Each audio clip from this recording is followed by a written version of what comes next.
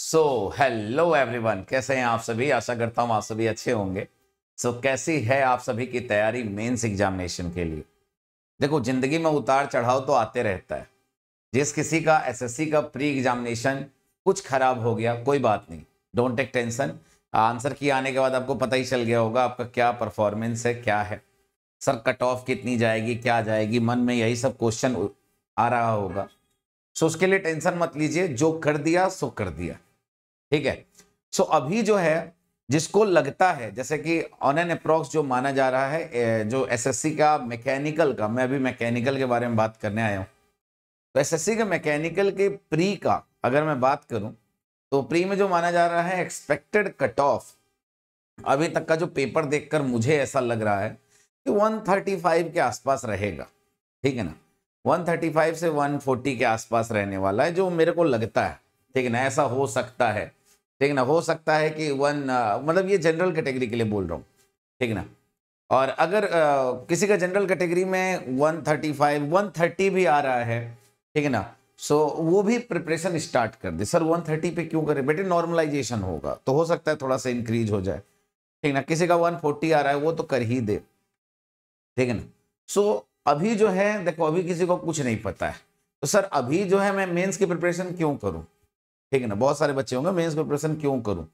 तो first of all देखो यार, प्री का जब रिजल्ट आएगा ना, आने ही वाला होगा कुछ दिन बाद, ठीक है ना। प्री का जब रिजल्ट आएगा ना, उसके जस्ट 15-20 दिन बाद ही एग्जाम हो जाता है। हार्डली 20 से 25 दिन होता है मैक्सिमम, ठीक है ना। उसके जस्ट बाद एग्जाम हो जाता है मेंस का। तो उस 20 से 25 दिन में तुम थोड़ी ना मतलब इतनी हाई स्पीड में प्रिपरेशन कर लोगे सारा। तो इसीलिए देखो, किसी ना किसी एग्जाम के लिए तुम्हें प्रिपेयर होना ही है, टेक्निकल कहीं ना कहीं तुम्हें देना ही है। तो अभी से ही जिसका अगर 130 135 के आसपास है, वो शुरू हो जाए, ठीक ना, प्रिपरेशन करना। अगर आप मैकेनिकल से हो तो, ठीक है ना। अगर मैकेनिकल में जनरल कैटेगरी है तो 130 135 के आसपास, अगर ओबीसी है तो वो भी इसी के आसपास, क्योंकि 2-3 नंबर ही कम होते हैं। SC ST है तो 125 के आसपास, 125, हाँ 125 के आसपास आप एक बार प्रिपरेशन करना शुरू कर दो, ठीक है। द पॉइंट इज कि करना क्या है। तो सर प्रिपरेशन करें तो पढ़ें क्या, मतलब हमें समझ नहीं आ रहा है हम क्या क्या पढ़ लें, है ना। प्रिपरेशन करें तो पढ़ें क्या क्या, आपको समझ नहीं आ रहा है कौन सा टॉपिक करें कौन सा छोड़ें, मतलब सर कौन सा सब्जेक्ट पे ज्यादा फोकस करें कौन से पे कम करें। सब्जेक्ट तो इतने सारे हैं, है ना। तो अभी मैं आपके लिए जा रहा हूं, मैं आपको कुछ सब्जेक्ट के बारे में बताने जा रहा हूं कि देखो कितने कितने मार्क्स के आते हैं, ठीक है ना। हालांकि आपका एसएससी जेई का एग्जामिनेशन हो गया है, ठीक है ना। प्री का एग्जाम हो गया, जो क्वालिफाई होगा उसको मेंस देना है, ठीक है ना। और जिसका हुआ वो करे, जिसका नहीं हुआ वो, देखो यार इतना टेंशन लेने की जरूरत नहीं है, ठीक है ना। ये एक जिंदगी है, ये जिंदगी का जंग है। मान लो कभी हार है तो कभी जीत है, ठीक है ना। जो हारता है वही आगे चल के जीतता है, ठीक है ना। डायरेक्ट जिसको जीत मिल जाती है ना, तो उसको हार का स्वाद पता नहीं चलता है। तो इसीलिए जिसका नहीं हुआ है टेंशन मत लो, मेहनत करो, बहुत सारे एग्जाम अभी आने वाले हैं। Hello everyone, this is Alok Jha, faculty of mechanical engineering. आशा करता हूँ आप सभी अच्छे होंगे और पढ़ाई कर रहे होंगे। माय डियर फ्रेंड, अगर मैं बात करना चाहूँ, ये अपना टेलीग्राम चैनल है। अगर आप हमारे साथ कनेक्ट होना चाहते हैं, इस टेलीग्राम चैनल पर मैसेज जरूर करें, ठीक है ना। हम आपको जो भी होगा, जिस तरीके से भी होगा, हम आपके नोट्स के लिए आपकी हेल्प करेंगे। जहां भी आपको जिस सब्जेक्ट का भी लगेगा कि हमको ये नोट्स चाहिए, तो उसके लिए हम आपकी मदद जरूर करेंगे।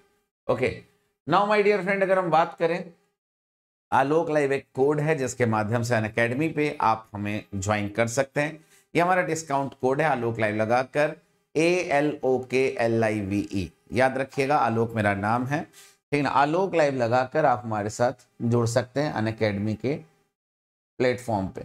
अनअकैडमी के प्लेटफॉर्म पे हमारे साथ जुड़ने के लिए आप कनेक्ट हो जाएं इस कोड के माध्यम से। एक डिस्काउंट कोड है, इसको लगाते ही आपको डिस्काउंट मिलेगा। और एक बार मुझे आलोक लाइव टेलीग्राम चैनल पे मैसेज जरूर कर दें, हमने आपके कोड से लिया है, उसके बाद गाइडेंस आपको सारी चीजें मिल जाएंगी, ठीक है ना। एसएससी जेई का प्री का एग्जाम तो हो गया, आप लोगों ने ये दे दिया। 50 नंबर का रीजनिंग, 50 जीएस और 100 टेक्निकल। आप आशा करता हूँ ये 200 नंबर का जो क्वेश्चन पेपर था 2 घंटे का, ये आपका हो गया, ठीक है ना। ऑनलाइन पेपर था, सब कुछ हो गया ना। अब बारी है मेंस की, पेपर 2 की। पेपर 2 में क्या होने वाला है, और मैकेनिकल इंजीनियरिंग, चाहे सिविल इंजीनियरिंग, चाहे इलेक्ट्रिकल इंजीनियरिंग, कोई भी हो, 300 मार्क्स का पेपर होगा। और 2 घंटे का पेपर, ठीक है ना।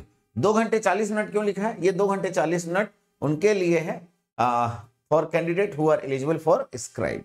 स्क्राइब मतलब जिसको बगल में बैठते हैं लिखने के लिए, ठीक ना। जैसे कोई दृष्टिहीन है या उनको देखने में कुछ प्रॉब्लम होती है, ठीक है ना, तो वो लिखवाते हैं कहीं किसी से, तो एक स्क्राइब का यूज करते हैं वो, इसलिए उनको 2 घंटे 40 मिनट दिए जाते हैं। आपको 2 घंटे मिलेंगे और ये पूरा डिस्क्रिप्शन होगा, डिस्क्रिप्टिव पेपर होगा, मेंस है, ठीक ना, डिस्क्रिप्टिव टाइप रिटन एग्जाम होगा।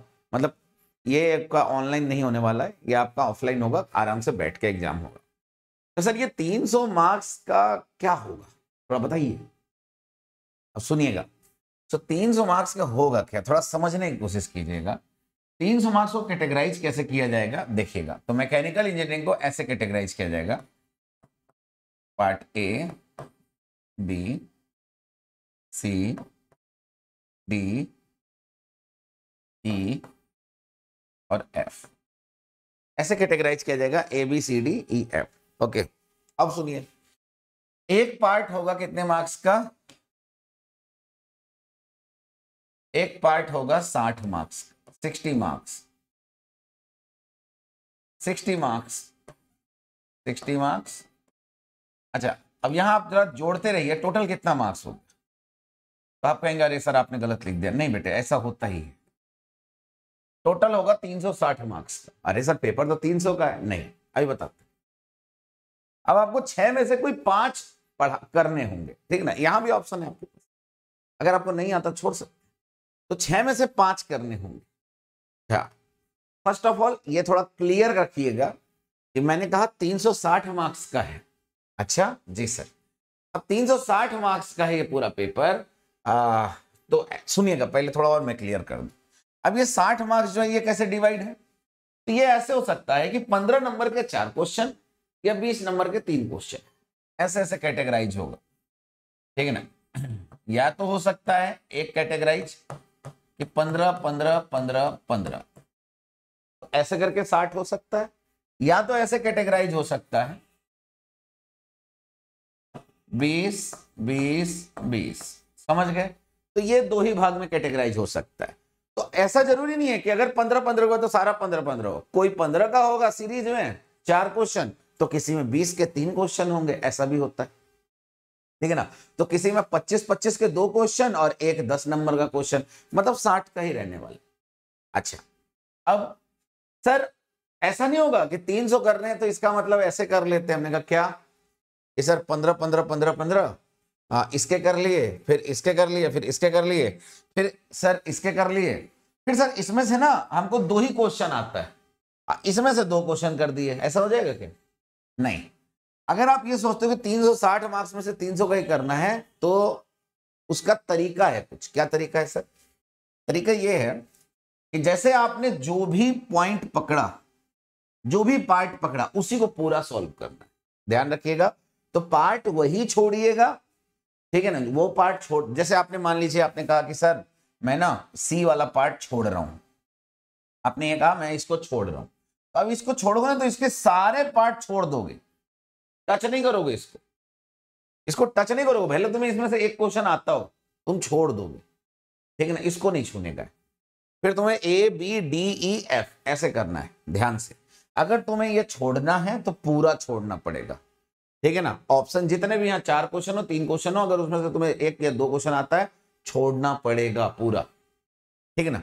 तो सर कैसे पता करें कि हमें कौन सा पार्ट छोड़ना चाहिए, कौन सा करना चाहिए? तो सुनो मेरी बात, बहुत सारे पार्ट ऐसे होंगे जो तुम्हें आता होगा। सर ये 6 पार्ट क्यों होता है? अब सुनो, उसके पीछे भी लॉजिक है। 6 पार्ट इसलिए क्योंकि अपना सिलेबस देखो एक बार, तो अपना सिलेबस देखोगे तुम्हें पता चलेगा कि सर जैसे सोम एंड मैकेनिक्स हो गया, टोम एंड डिजाइन हो गया, ठीक ना, प्रोडक्शन एंड मटेरियल साइंस हो गया, देखते रहो, ठीक है ना। और फ्लूइड मैकेनिक्स हो गया, फ्लूइड मैकेनिक्स से हाइड्रोलिक मशीन हो गया, थर्मोडायनामिक्स हो गया, ठीक है ना, पावर प्लांट और आईसी इंजन आरएसी हो गया, ठीक है ना। तो वो इस हिसाब से हमारा डिवाइडेड होता है, ठीक है ना। तो सबसे नीचे वाला जो पार्ट होता है ना, वो ज्यादातर प्रोडक्शन वाला होता है, ठीक है ना, प्रोडक्शन एंड मटेरियल साइंस वाला।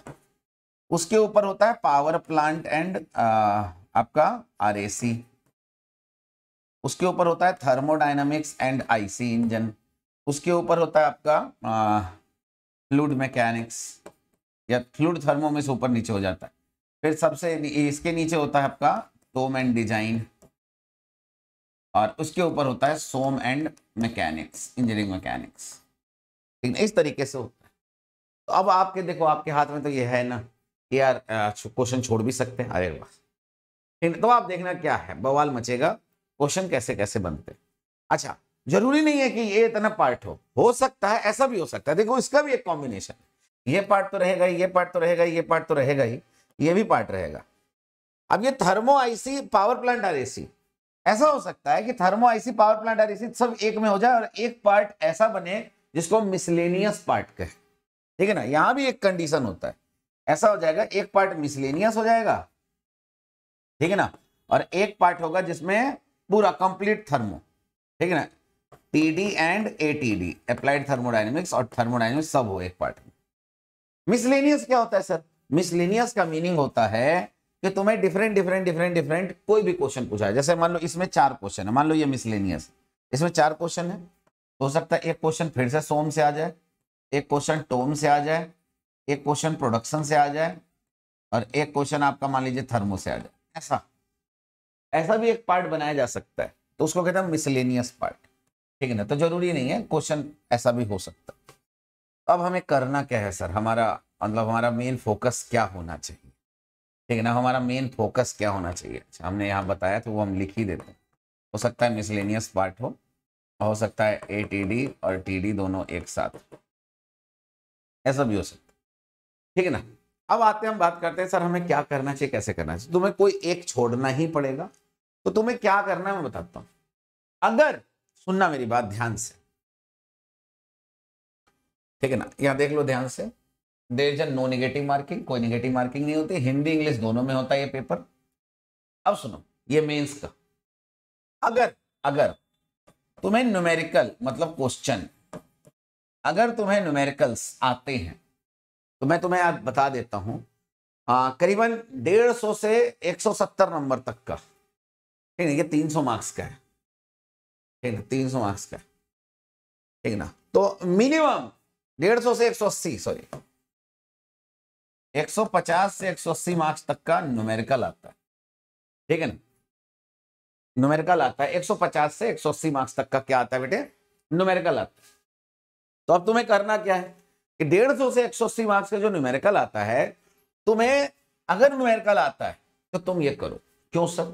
अगर तुम्हारा न्यूमेरिकल सही हुआ तो तुम्हें पता है क्या होगा, अगर तुम्हारा न्यूमेरिकल सही हुआ तो न्यूमेरिकल अगर तुम्हारा सही हो गया तो फिर ये समझ लो कि तुम्हारे मतलब जो थ्योरी तुमने कुछ भी लिखी होगी ना, तुम्हारा आराम से नंबर मिलेगा। ठीक है, न्यूमेरिकल पे पूरा मार्क्स मिलता है, थ्योरी पे पूरा मार्क्स उतना नहीं मिल पाता है। ठीक ना, थ्योरी पे पूरा मार्क्स उतना नहीं मिलता है, अगर तुमने पॉइंट टू पॉइंट लिखा तो तुम्हें मिल जाएगा। ठीक है ना, तो न्यूमेरिकल पे ज्यादातर फोकस करो। सर न्यूमेरिकल पे कैसे फोकस करें? कुछ नहीं, जैसे मान लो तुमने अपना सब्जेक्ट चूज कर लिया, सोम, टोम, टोम से तो न्यूमेरिकल नहीं आता, टोम से डेरिवेशन आता है या थ्योरी आता है, टोम और डिजाइन से।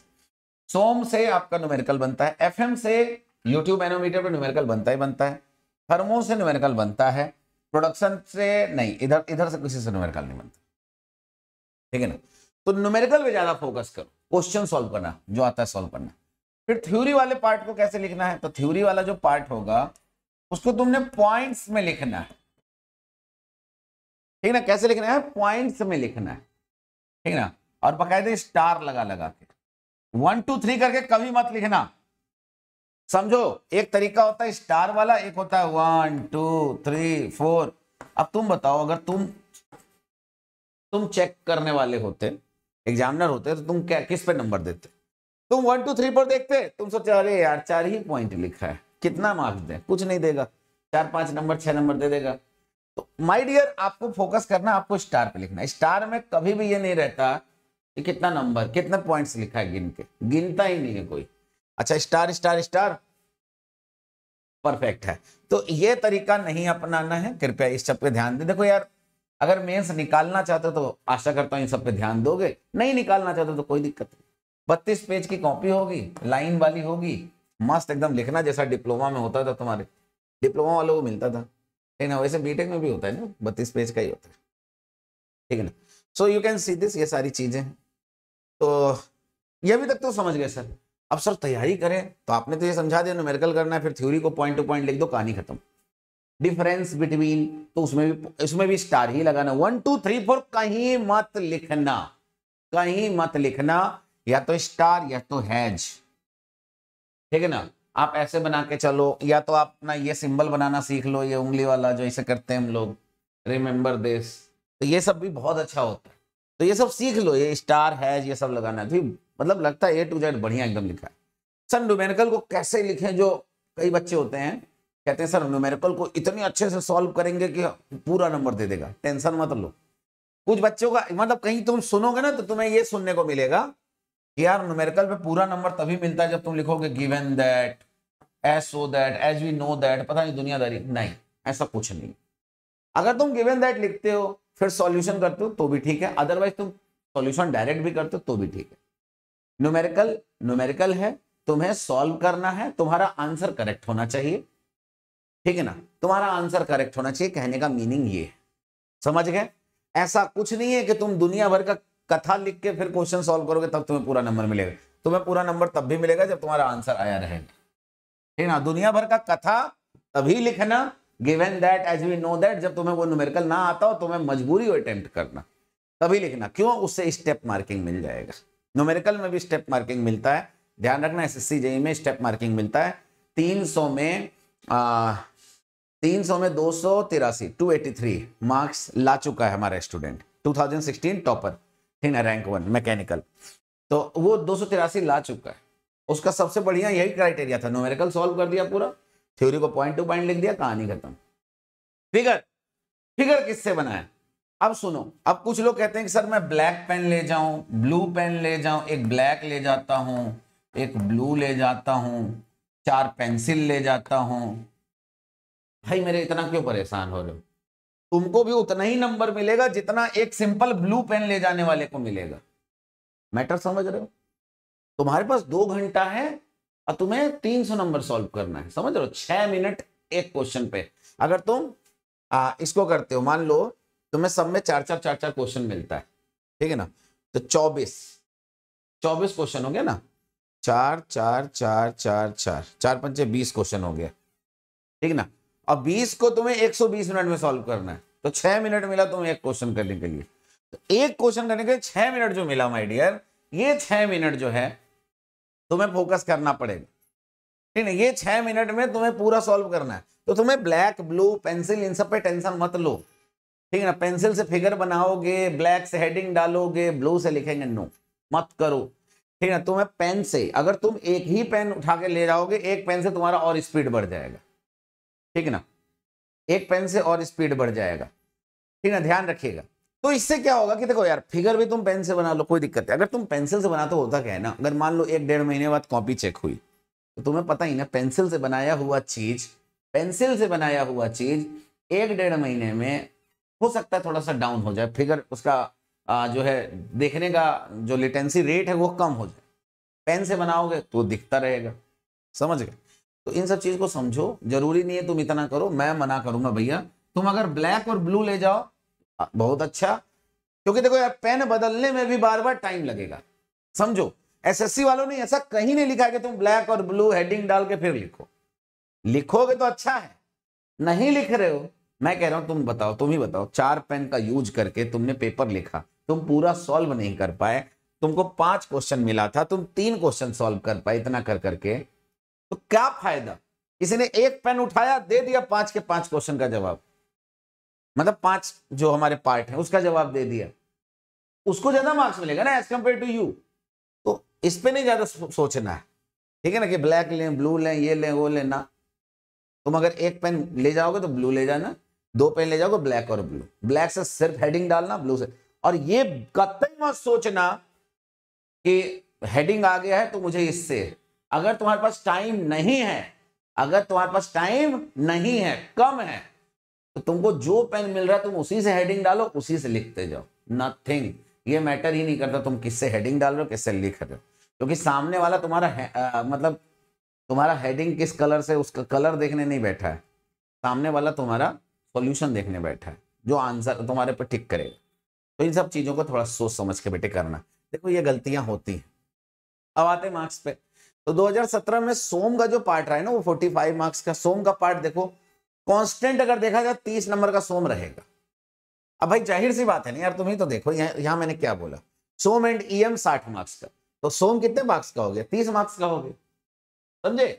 अरे सोम 30 और ईएम 30 तभी तो जाके 60 हुआ। कांस्टेंट है कि सोम तो 30 रहेगा ही रहेगा। सोम का 30 मार्क्स होना यह निर्धारित करता है कम से कम 2 क्वेश्चन तो रहेगा। यहाँ 45 मतलब सोम के 3 क्वेश्चन थे। अच्छा 2 क्वेश्चन में भी सिर्फ फिक्स है कि आपको एसएफडी बीएमडी का क्वेश्चन आएगा ही आएगा, डन है। अच्छा आप मैकेनिकल इंजीनियर हो तो आप सिंपली सपोर्टेड या कैंटिलीवर बीम आएगा, ये भी डन है। नहीं ये भी डन। अगर आप सिविल इंजीनियर हो, अगर आप मेरे को अभी तक सुन रहे हो तो आपको बता देता हूँ ओवर हैंगिंग बीम पढ़ लेना, ओवर हैंगिंग बीम पढ़ लेना, फिक्स्ड बीम पढ़ लेना, तुम्हारे लिए वही इंपॉर्टेंट है।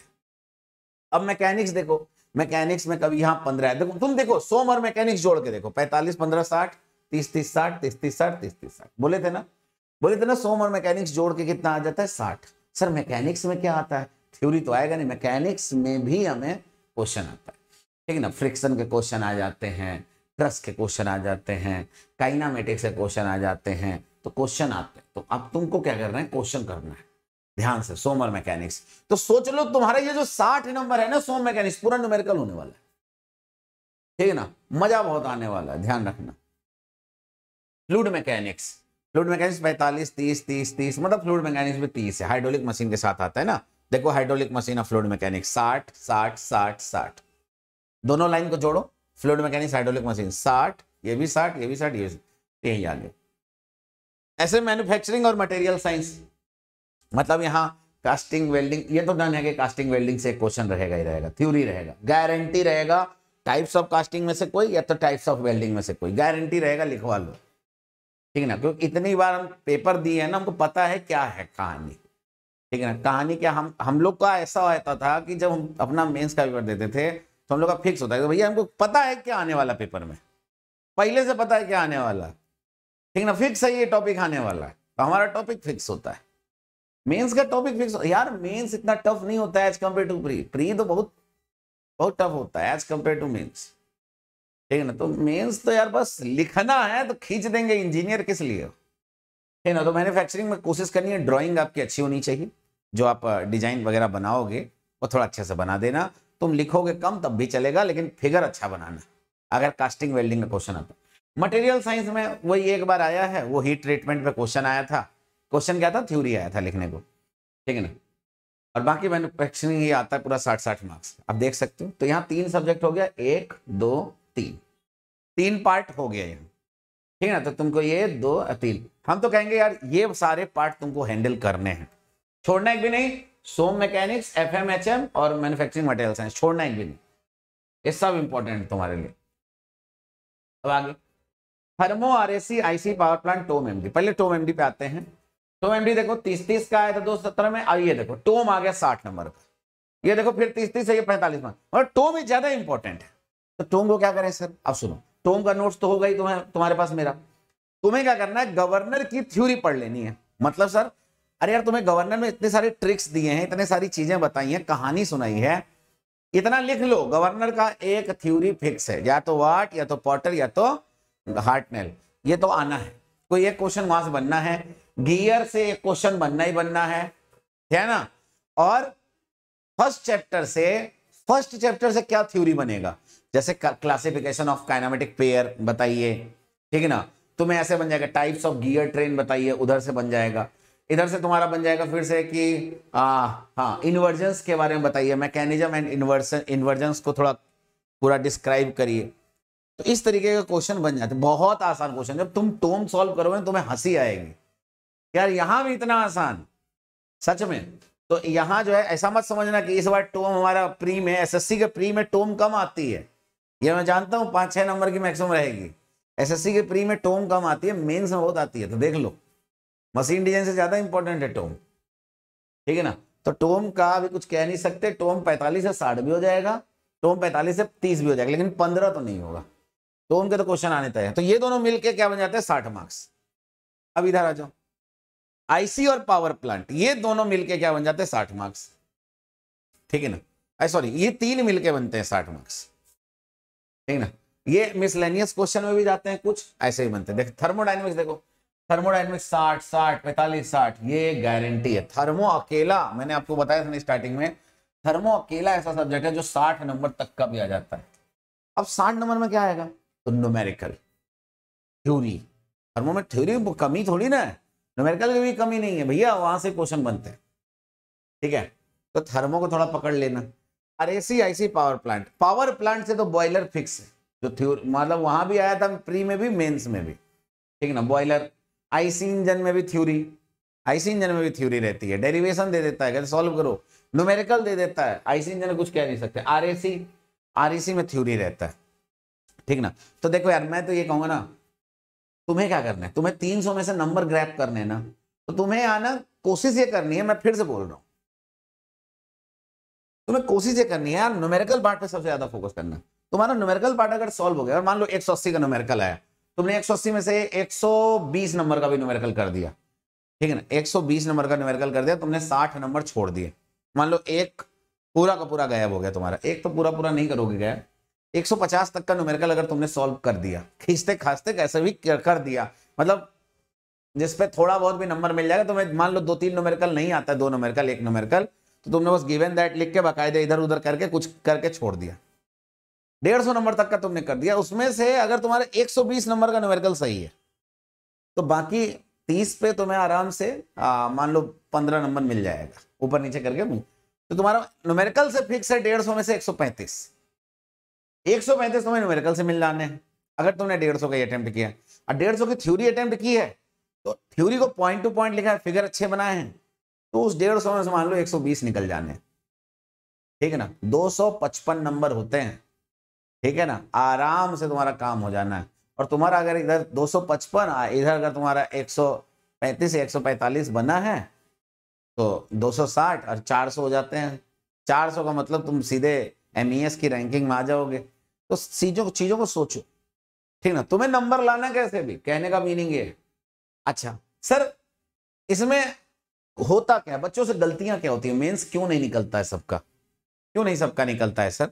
गलतियां ये होती हैं, पहली चीज कट ऑफ क्लियर होना चाहिए। दूसरी चीज गलतियां होती हैं, बच्चे सजाने के चक्कर में ना क्वेश्चन पूरा नहीं सॉल्व करते हैं। आपको पता है मतलब 30%, ये एक सर्वे बताता है 30% स्टूडेंट ही ऐसे हैं जो एसएससी का मेंस का पूरा क्वेश्चन सॉल्व कर पाते हैं, मतलब 5 तक, एसएससी मेंस का 5 तक का पूरा क्वेश्चन सॉल्व कर पाते हैं।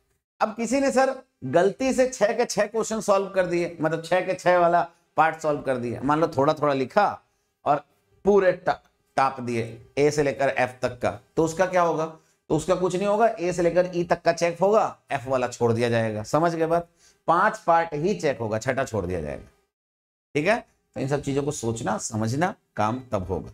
ओके सो ये था हमारा मेंस का पार्ट। तो मेंस में थोड़ा सा ध्यान रखना इन सब चीजों को, that is very very important, ठीक है। देख लो ये अपना सिलेबस है, सिलेबस में बिल्कुल वो घबराना नहीं है। सिलेबस जो आपको पढ़ाया गया, आपके पास जो सोर्स था, जिस सोर्स से आपने पढ़ा, आप उसी सोर्स पे बिलीव करो और आप उसी को अच्छे से एक बार और पढ़ लो, ठीक है ना। अगर आप अनअकैडमी हमारे से जुड़ना चाहते हो तो अनअकैडमी पे सब्सक्रिप्शन लेने के बाद आपको टेस्ट सीरीज भी मिलता है। तो अगर आप अनअकैडमी पे आगे के लिए पढ़ाई करना चाहते हो, जुड़ना चाहते हो, तो आप कनेक्ट कर सकते हो, ठीक ना। अगर किसी का डाउट हो तो वो पूछ सकता है मेरे बच्चे।